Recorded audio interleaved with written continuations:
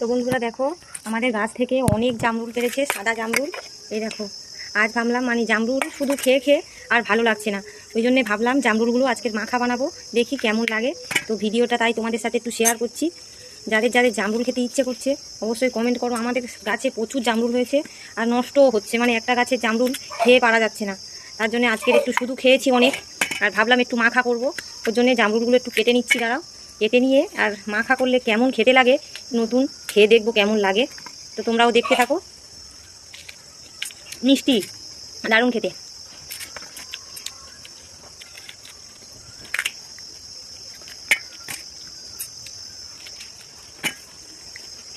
মানে জামরুলগুলো এভাবে কেটে নিয়েছি, নিয়ে এর মধ্যে একটু অল্প বিট লবণ দিয়ে দিচ্ছি,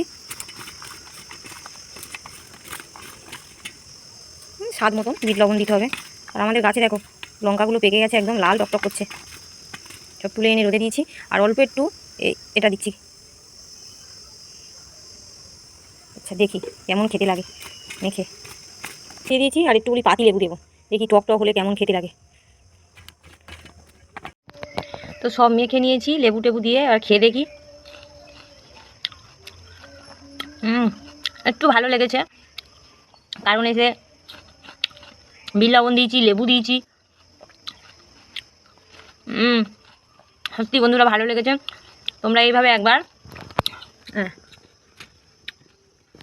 মাখা করে খেয়ে দেখো। ওটা অনেকগুলো খাই বসে বসে।